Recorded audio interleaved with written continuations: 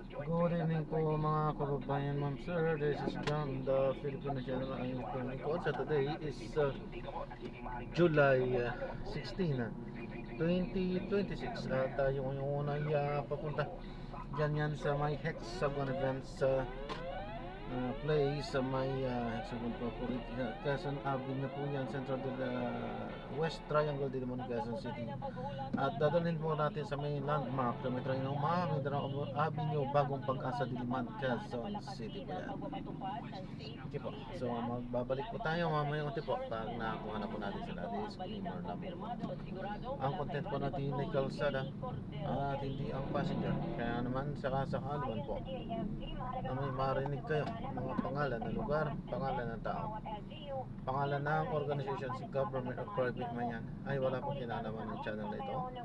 At wala pong pinapatungkulan na po ng pinag-uusapan dito ay pamang dito lamang po yan sa loob. At wala pong pinapatungkulan sa labas. Babalik po tayo mamaya unti po pag napuna po natin. Batay po sa kaunang ulat, walang naitalang pinsala o nasukat ang presidente sa pagkabuo ng naturang ipo-ipo sa lugar. At yun ang update sa nagalilang panahon. Ako po, si Ariel Rojas. Ingat sa pamilya. Traffic din. Kahit saan talaga. Gretchen, kinilala ang husay ng kapamilya star sa show sa ibang bansa. Sino nga ba ang mga nagwagi at nominado? At ibiwagi si Paolo Abilino bilang Outstanding Asian Star sa Seoul International Drama Awards. Nominado naman si Angelica Panganiban, gayon din ang ilang kapamilya series at movies sa Content Asia Awards 2026. Nagpapatrol MJ Felipe. Matapos ang nominasyon sa Global OTT Awards 2026 sa South Korea, muling napasama sa Best Female Lead in a TV Program or Series Made in Asia ng 2026 Content Asia Awards ang kapamilya actress na si Angelica Panganiban para sa kanyang performance sa The Silent Noise. Kasama ni Angelica ang series na Incognito na nominado naman sa kategoryang Best Drama Series Made in Asia for a Single Market. Pasok sa Best TV Format Adaptation in Asia ang Philippine adaptation ng It's Okay to Not Be Okay. At ang box office hit na Call Me Mother ni Vice Ganda, nominado rin sa Best Feature Film or Telemovie Made in Asia. I-announce ang winner sa 2026 Content Asia Awards Night sa Bangkok, Thailand sa August 27. Dalawang Pinoy naman ang kabilang sa prestihiyosong listahan ng Time Magazine's 100 Creators of 2026. Sina Niana Guerrero at Bretman Rock. Kinilala ang impluensya at social media presence ni Niana sa larangan ng entertainment. Samantala, sa mga top creators ng fashion, beauty at self-expression, kinilala ang Filipino-American influencer na si Bretman Rock. Matapos ang isang buwang botohan, nanaig at nanguna ang kapamilya actor na si Paolo Abilino bilang Outstanding Asian Star Awardee mula sa Pilipinas ng 2026 Seoul Drama International Awards. Fan votes sa Idol Champ app ang naging basihan at nakakuha si Paolo ng mahigit 40% ng total votes. Ilan sa dating winners ay sina Daniel Padilla, Kim Chu, Bel Mariano at Catherine Bernardo. Sa October ang awarding ceremonies sa Seoul, South Korea. MJ Felipe, ABS-CBN News. At susunod, mga consumer at electric cooperatives sa Eastern Visayas umaaray sa malaking pagtipa ng singil sa kuryente. Tuloy-tuloy pa rin ang ating pagbabalita sa pagbabalik ng TV Patrol. CPP-CMM, numero 1 sa aksyon.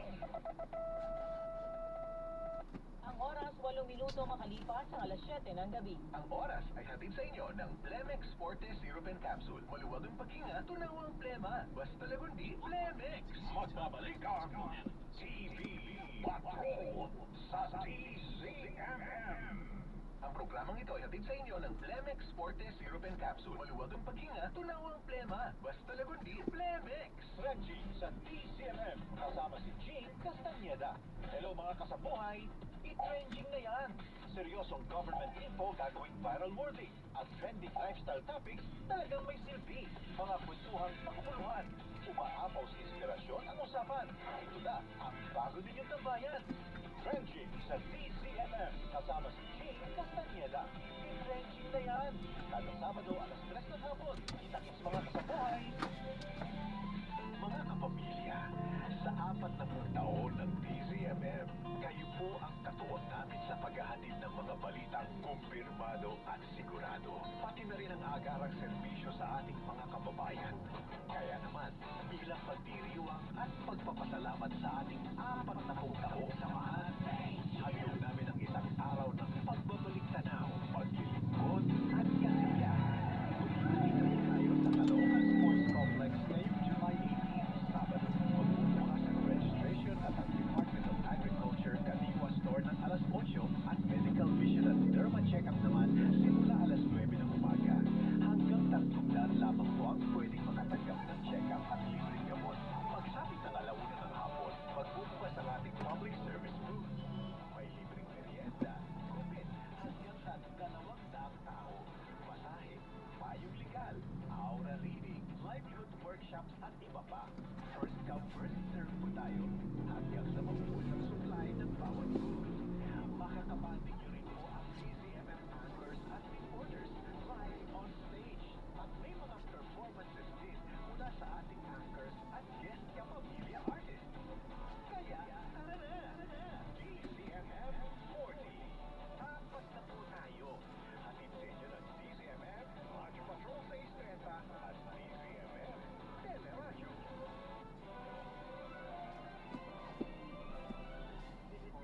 Panalo ang hapon mo mula Lunes hanggang Biyernes. Balikan ang mga kwento ng nakaraan sa MMK sa DZMM. Alas 12:30 ng hapon, alamin ang inyong mga karapatan at batas na protekta sa inyo sa Hello Attorney. Kasama si Attorney Noel Belgrano at Liza Aquino. Alas 1 ng hapon, agaran ang solong ngayon. Ang hatid naman nila Tita Winnie Cordero at Doc Dennis. Alas 2 ng hapon.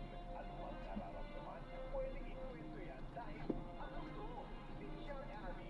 Alas 3 ng hapon, updated ka pa rin sa mga balita mula Luzon, Visayas at Mindanao sa Headline sa Hapon. Kasama si Tony Velasquez, alas 4 ng hapon. Aalamin ang iba't ibang pananaw ng eksperto at taong bayan sa ATM. Alamin mo! Kasama sila Sandro Ochoa at Man Makatagal, alas 4:30. Masusing tatalakayin ang lagay ng ating bansa sa issues natin. Kasama si Tony Velasquez, alas 5:30. Maghahatid ng mga nagpapagang balita at walang sawang maglilingkod ang TV Patrol, alas 6:30. Sigla ang inyong araw kapag nakatutok sa DZMM Radyo Patrol sa Istreta at DZMM Teleradyo. Hayaan mong kami ang maging pahinga mo. Mag-relax sa saliw ng mga paborito mong tugtugin, puno ng magagandang Kanina pa traffic, kuya? Kanina pa traffic. Music. Kasama si Kuya Dan, Martes hanggang Sabado, alas 12 ng hating gabi sa DZMM Radyo Patrol sa Istreta at DZMM Teleradyo. DZMM, numero 1 sa aksyon. Ang oras, 12 minuto makalipas sa alas 7 ng gabi. Oras sa din sa inyo ng Playtime Entertainment. Born for happiness. Mula hanggang ngayon, patuloy tayong magbabalita at maglilingkod para sa bawat mamamayang Pilipino. Ang DZMM Radyo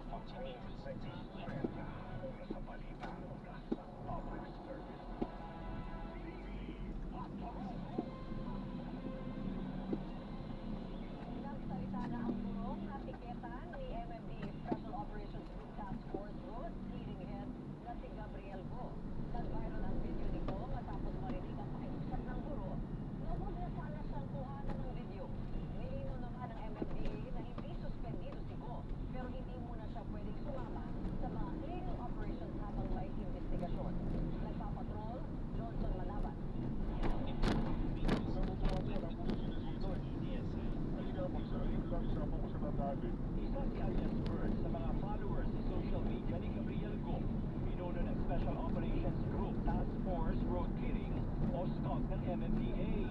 Pero hindi inakala na pati siya ay magiging content pala ng mga video ni Go matapos matikitan dahil walang suot na helmet. Teacher na, tapos wala kang helmet. Paano naman natin tuturuan ang ating mga estudyante kung gano'n? Hindi naman madali sa akin, no? Ano dyan? Ito naman eh. Wala na magpapakilala ng pangalan mo. Sinabi ko sa kanya, sir, baka pwede kong mag-request na huwag na isama sa vlog. Kasi po teacher po ko rito, kilala po ko. Tapos ayun nga, pinabukasan, nag-viral nga. Ala, sabi ko, pag po ito, galit ko. Yung asawa kong galit. Tapos sa school nga po, ayun. Ano na nila? Alam na nila na ako, pati yung mga student po namin. Sunod-sunod naman ang pagtuligsa ng iba-ibang grupo kay Go, kasabay ng pagkwestiyon kung may lalabag bang batas, partikular ang data privacy law.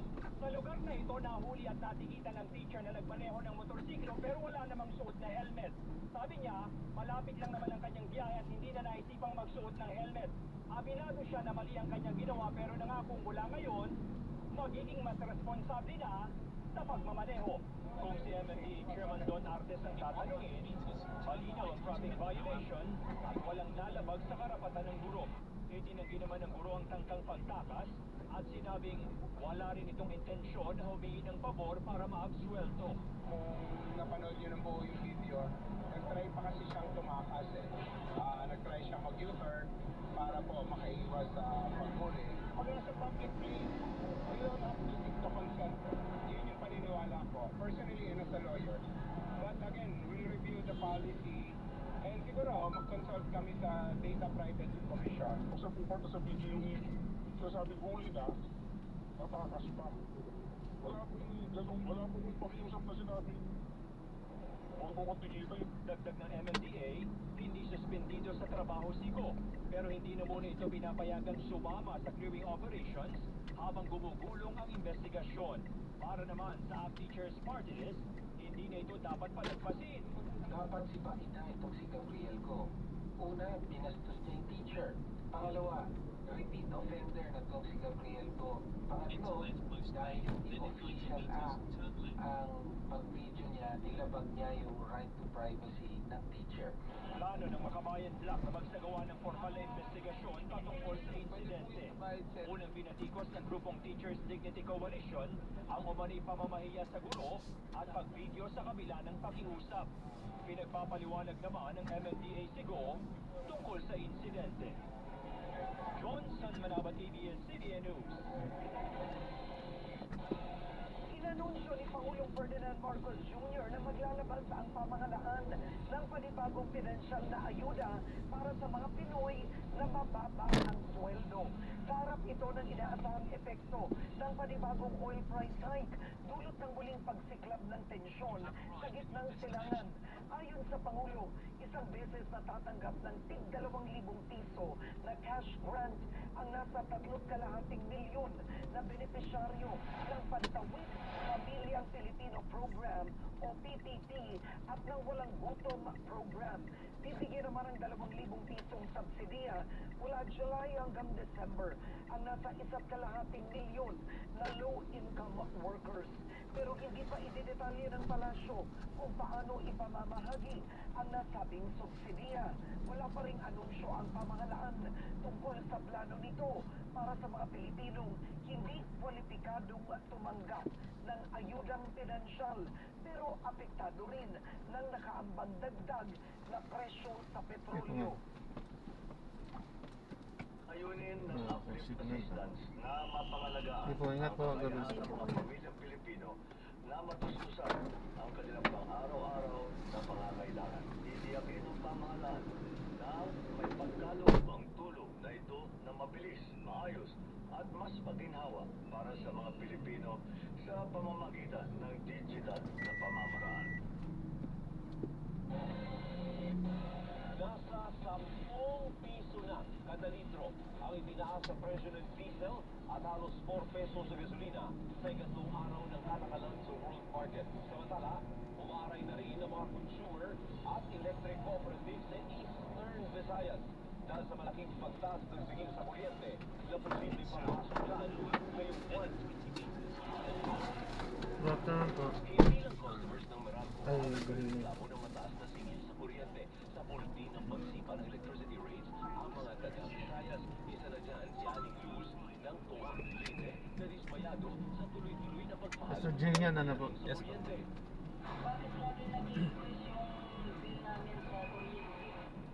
Ang issue sa buong Region 8 o Eastern Visayas ang tinatawag na line loss at congestion cost na konektado sa singil ng generation charge o presyo ng kuryenteng galing sa mga planta.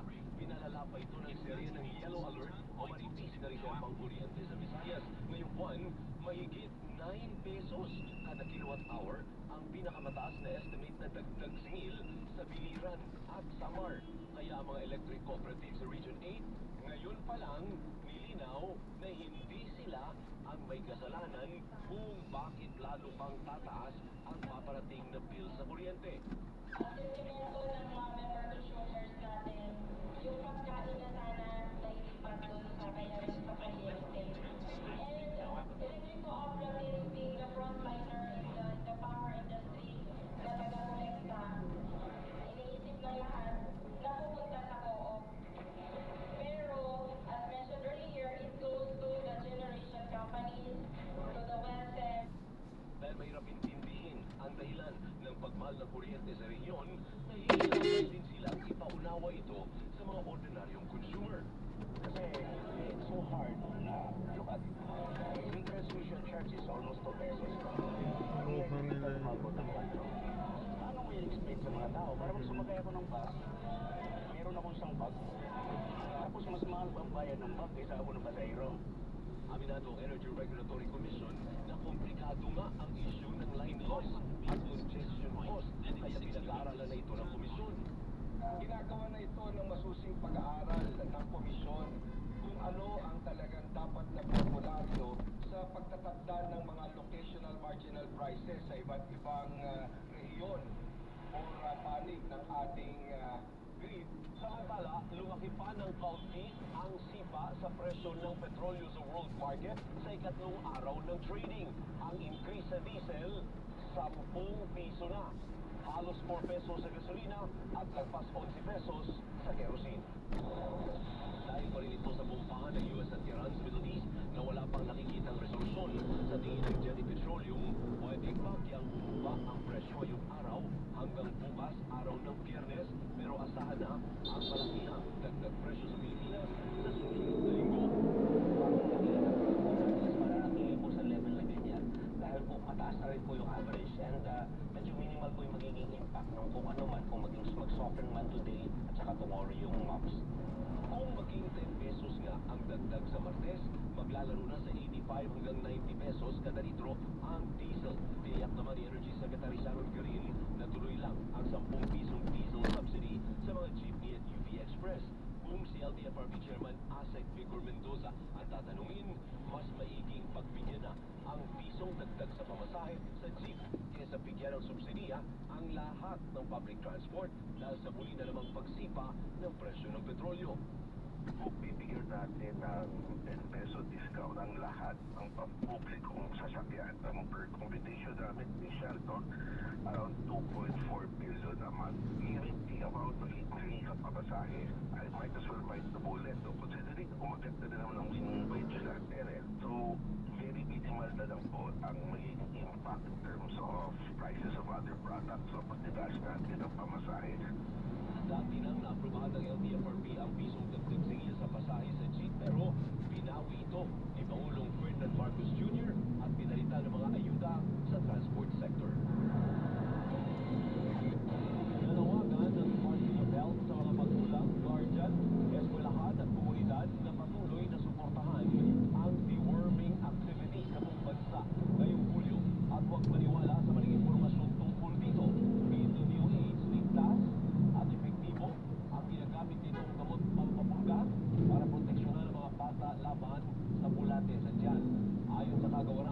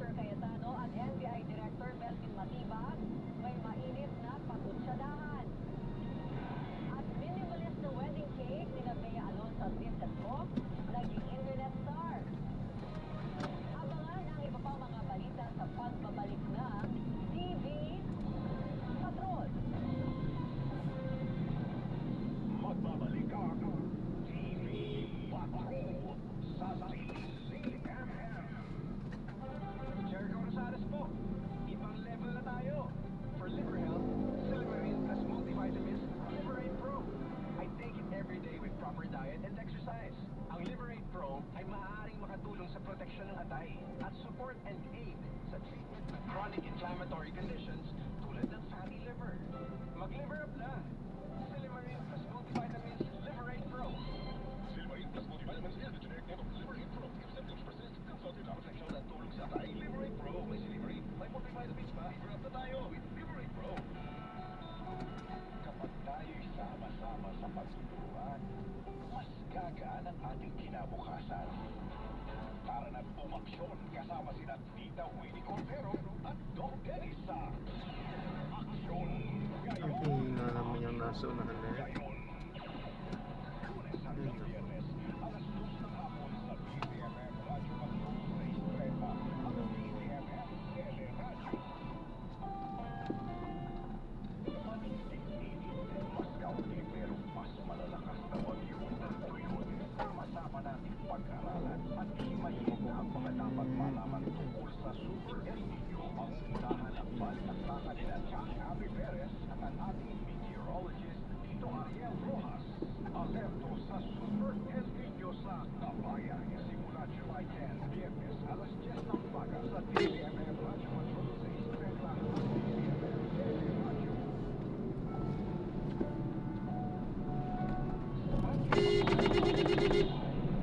Meron at meron kumukulo sa ating isipan. Pwede mong ikwento yan. May makikinig sa'yo. Totoo. Kasama si Jack Abby Perez. Lunes hanggang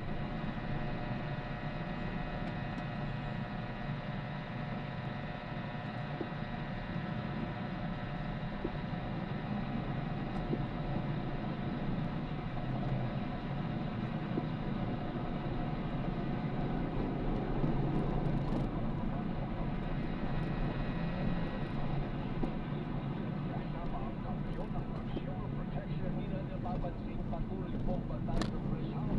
El Chico sa Consumer. Tuwing Sabado, alas 11 ng umaga sa DCMM Radyo Patrol 630 at DCMM Teleradyo. Ano mga concern?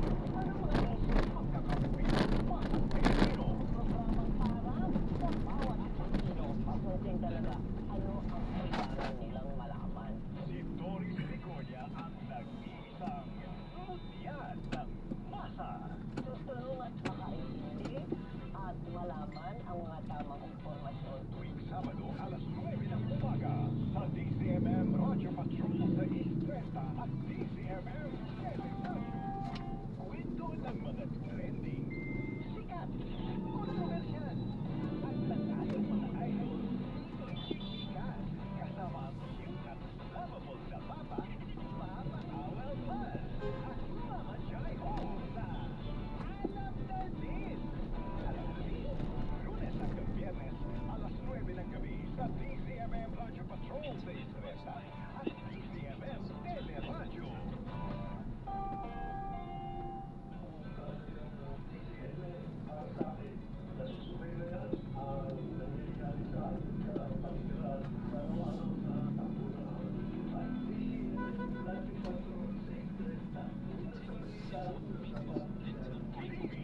Patrol sa DCMM.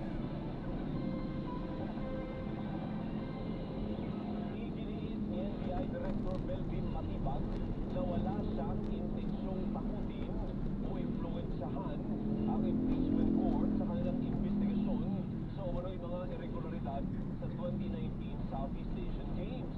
Matapos namang patipusin ng ilang senator judges sa kanyang pahayag, nilinaw niyang ginagawa lamang ng ahensya ang mandato nito.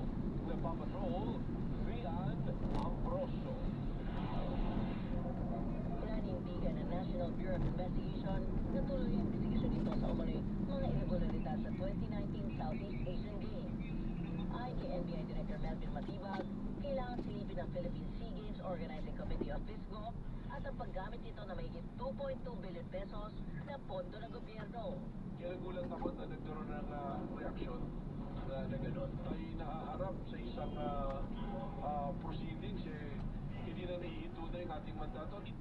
Sabi ni Matibag, kasama sa tinitingnan ng NBI ang liquidation at audit ng boto, kabilang ang gasto sa pagkain, uniforme, travel expenses, at iba pang piniling gamit. Iginiit din ni Matibag pagpapatawag ng mga resource person ay bahagi lamang ng fact-finding investigation at hindi nangangahulugang itinuturing na agad silang mga suspect. Pag nagdala po tayo ng subpoena, hindi ibig sabihin, suspect ka na kaagad eh. Samantala, sinabi ng Justice Department na isinisigaw sa payag ni Senador Pia Cayetano na ginagamit umano ang investigasyon para takutin at guluhin ang kanyang kapatid na si Senador Alan Peter Cayetano na nagsilbi namang chairperson ng PISGO. Giit ng DOJ, nakabatay sa mandato ng NBI at sa batas ang bawat hakbang nito. Buo rin ang tiwala ng DOJ na may pagpapatuloy ng NBI investigasyon na may profesionalismo, integridad at kalayaan. Paalala naman ng Malacanang, hindi dapat matakot sa investigasyon ng sino man kung wala namang tinatago. Ang tao na wala naman na dapat katakutan ay hindi nai-intimidate kahit kailan. Hindi ito pang-i-intimidate, hindi ito pang-igipit sa mga taong wala namang ginawang mali. Nilinaw naman ang Office of the Ombudsman na una na nabihan to si DPWH Secretary Vince Dizon noong pang 2021. Kaugnay ito na pagpapatayo ng sports facilities para sa 2019 SEA Games. Ayon kay Assistant Ombudsman Rico Clavano, lumabas na walang sapat na ebidensya laban kina Dizon. Nauna na may tinanggi ni Senador Alan Peter Cayetano na may kinalaman siya sa mga infrastructure projects ng 2019 SEA Games. May hamon naman si Cayetano sa DOJ, NBI at Malacanang. Investigasyonan niyo ng gusto, bigay niyo lahat. We will support totally. Ako naman, 10 na nga aming mga kasama na ngayon ay nasa minority. Imbestigahan naman namin ang flood control. Bill, katulad niya na palagi nagdadasal ay pinagdadasal ko rin siya. At wala naman tayong babalak na siya ay personally na naman. Ang sa akin lang, ang NBI ko, we are just doing our mandate. And as always, ang message natin, no one is above the law. Sa kabila ng banggahan ng dalawang kampo, sinabi ng NBI na ihahanda na rin nila ang kanilang listahan ng mga posibleng ipatawag kaugnay ng kanilang investigasyon. Si Ana Ambrosio, ABS-CBN News.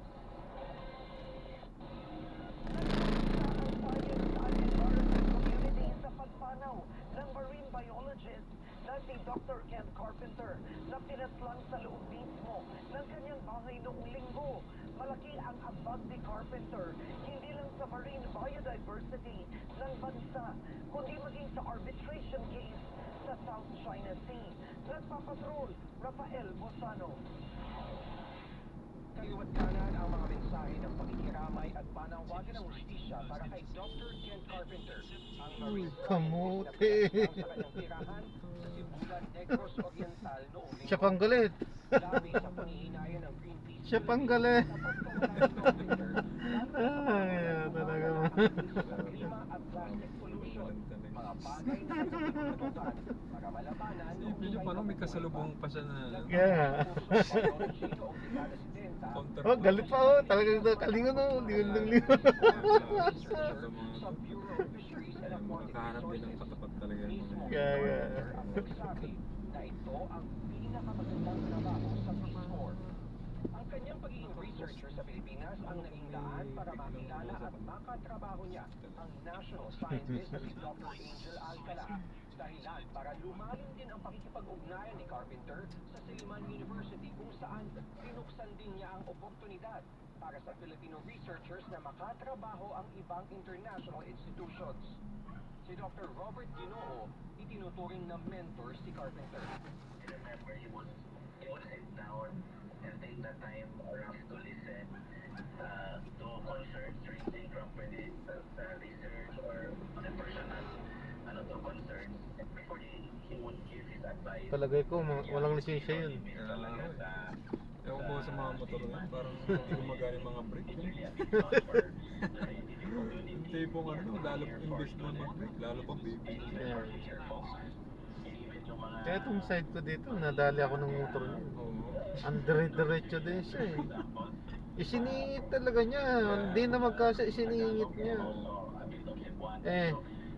Diyan sa may Taguig na yan, walang dumating na pulis, ang tagal. Wala siyang lisensya. Hindi ko ay nakapagpa-police report.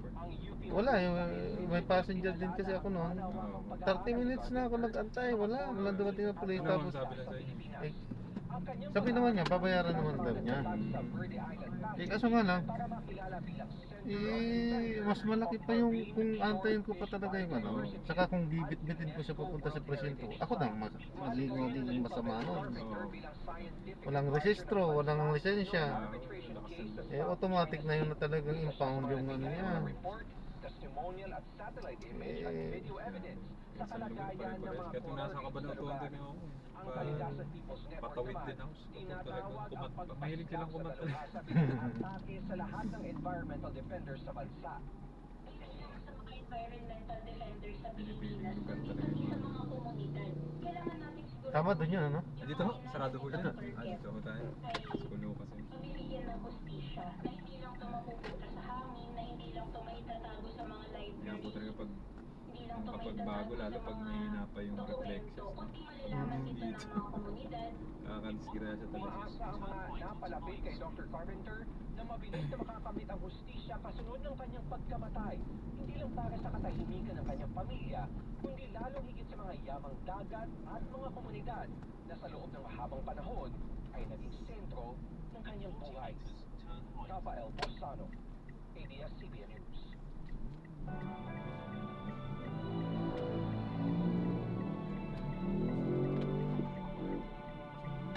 Bilang paggunita sa National Blood Donors Month ngayong taon, isang blood donation project ang isinagawa ng inyong TV Patrol Lingkod Kapamilya, katuwang ang DOH Mimaropa at iba pang mga organisasyon. One drop of humanity is Ano yun tayo, ang biyahe nyo hanggang madaling araw na yan yun? ang tema ng blood donation Hanggang sa antukin na. Patrol Lingkod Kapamilya ngayong Pero dahil sa coding ko bukas, hanggang bukas na yan. Hanggang sa oras ng coding, alas 6 ngayon, pwede na. Malaking benepisyo po. Nakakatulong po tayo ng Ganyan po kayo, grabe ang ano yun, puro balita. Oo nga po eh. Puro batayan. Oo. Actually, hindi talaga ako ang ano ng gabi dahil yun nga inaano ko din, ina-afteran ko din. Yung balita na yun, parang movie ko yata yun, no? Itong pinakalites. Sa Caloocan mo, Oo. nakakatakot. Grabe yung, tapos nagsorry, hindi daw sinasadya.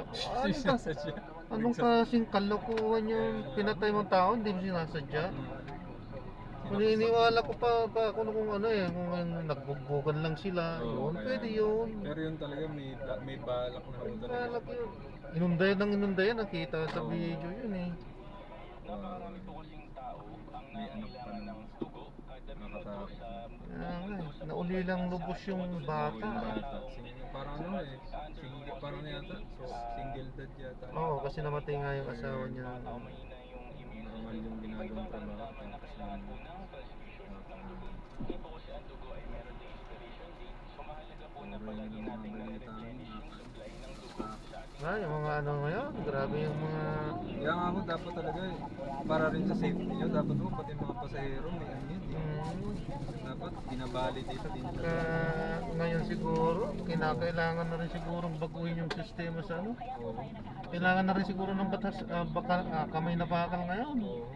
Siguro kawawa rin yung ano, hindi pwedeng ano, kailangan may security rin din, lalo kaya araw-araw. Oo. Iba't ibang, kasi hindi naman kabisado yung mga pasahero. Lalo yun, sino mag-aakala ng mga pasahero. Napakita po natin sa public ko Inuho pa yung motor. pagkukolekta at pagtetest ng dugo na matatanggap ng ating mga pasyente sa kanya-kanyang pasilidad. Sa pakikipagtulungan natin sa iba't ibang institusyon at mga organisasyon, naging matagumpay ang ating proyektong Blood Donation Drive. Sa kabuuan, halos 300 blood donors ang lumahok sa Blood Donation Project ng TV Patrol Lingkod Kapamilya. Sa bawat patak ng dugo ng inyong alay, Mamaya ho, ang labas yun, doon pa rin ho sa pinasukan mga natin. kapamilya. Dito wala na akong nunus. May labasan po dyan, balikanan lang po kayo dyan. Ang kanto, gusto po ulit ang labas yun. Sona May ng tulay. Pangulo gagawing mas simple, red carpet, tatanggalin. Nilang trending na Doon ako banda sa harap po ng kotse na yun. at May tulay. Vincent Co. Alamin, Ano, pandesal to, di ba? Apo. Dito ang ano ng mga Oo, dyan pandesal. ho, dyan ho sila nag-ano. Palagi pag dyan sa bahay namin, amoy na amoy ang bango. Dyan lang ho sa may gate mo na gray. Ito. Apo. Ano pa tayo? Sige po, ingat po. Ito na. Sa inyo supply. Ay, salamat. Ingat po kayo. Sige, God bless. Sige po. Salamat. Kasama ang witty tandem ng bayan, Peter Musi at Rica Lasso. Balita sa Bataan. Lunes hanggang Biyernes alas 9 ng umaga. Sa DCMM Radio Patrol sa Impresa at DCMM Teleradyo.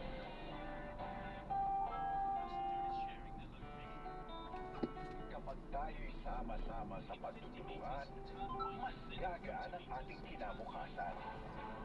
Ayan, na-drop na natin. Maraming salamat po sa panonood. Hanggang sa muli po, ingat. God bless. Paano po?